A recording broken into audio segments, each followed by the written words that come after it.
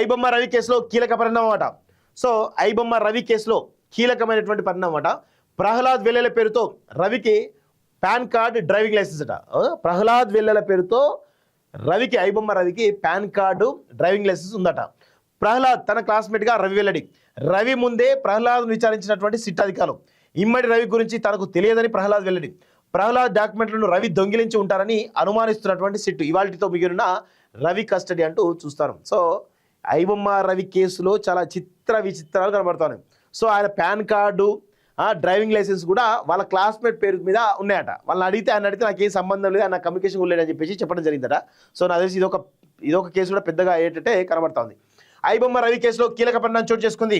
ప్రహ్లాద్ వెల్లెల పేరుతో PAN card driving licence ఉండడంపై SIT దృష్టి కేంద్రీకరించింది. ప్రహ్లాద్ తన క్లాస్మేట్గా రవి చెప్పడంతో అతన్ని సిట్ అధికారులు బెంగళూరు నుంచి హైదరాబాద్కు విచారణ కోసం రప్పించారు. రవి కస్టడీకి ముందే ఇటీవల ప్రహ్లాద్ను సిట్ అధికారులు విచారించారు. ఇమ్మడి రవి గురించి తనకు ఎలాంటి సమాచారం లేదని ప్రహ్లాద్ స్పష్టం చేసినట్లు తెలుస్తోంది. అయితే ప్రహ్లాద్కు చెందినటువంటి డాక్యుమెంట్లను రవి దొంగిలించి ఉండొచ్చని సిట్టు అనుమానిస్తుందంటూ చూస్తూ ఉన్నాం. సో ఐబొమ్మ రవి కేసులో కీలక పరిణామం చోటు చేసుకుంది. ప్రహ్లాద్ వెల్లెల పేరుతో పాన్ కార్డు డ్రైవింగ్ లైసెన్స్ ఉండడంపై సిట్టు దృష్టి కేంద్రీకరించింది అంటూ చూస్తూ ఉన్నాం. సో మొత్తానికైతే ఇటు ఐబొమ్మ రవిని ప్రహ్లాద్ వెల్లెల ఇద్దరిని కూడా కలిసి విచారించి మరి దీనిపైన ఈ డ్రైవింగ్ లైసెన్స్ ఎవరిది, ఈ పాన్ కార్డు ఎవరిది, ఇదంతా కూడా నిగ్గు తెలిసే విషయం చూస్తాను.